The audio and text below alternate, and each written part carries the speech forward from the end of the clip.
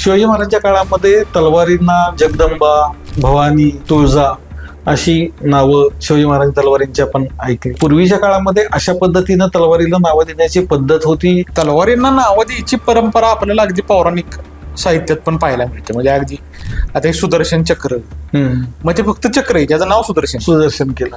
किंवा आता पिनाक नावाचं धनुष्य असेल, किंवा आता हे चंद्रहास माझं जे काही मी नाव पकडलंय ते तलवारीचं नाव आहे. मग असं कालखड्ग नावाची तलवार, असं आपल्याला पौराणिक काळात पण पाहायला मिळतं. आता इकडं महाराजांच्या आपल्याला ह्या 3 तलवारींची नावं आपल्याला पाहायला मिळतात. थोरले शाहू महाराज जे आहेत आपले साताराचे संस्थापक छत्रपती शाहू महाराज, तर त्यांची भद्रकाली नावाची एक तलवार आहे. राजर्षी शाहू महाराजांच्या एका बंदुकीला पण नाव आहे, ती तिथं लावलेली. म्हणजे न्यू पॅलेसचं जे नवीन राजवाड्याचं म्युझियम आहे तिथं ती बंदूक आहे. तर तिचं पण मग त्यांची ती प्रिय बंदूक होती. त्याचबरोबर न्यू पॅलेसच्या भागात असणाऱ्या प्रत्येक तोफेला नाव आहे, मग त्यावरती ते कोरलेले आहे. मोडीमध्ये त्यावरती नाव कोरलेली. मग आता एक नागिन नावाची तोफ आहे, किंवा खूप लढा नावाची एक तोफ आहे.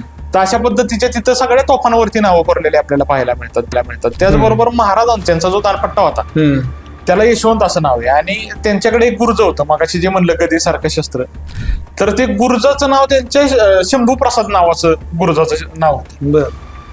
मग आता तो शंभू प्रसाद म्हणजे आता शंकराचा प्रसाद, किंवा आता यशवंत म्हणजे बाबा यश देणार पट्टा. आता अशा पद्धतीची नावं आपल्याला पाहायला मिळतात.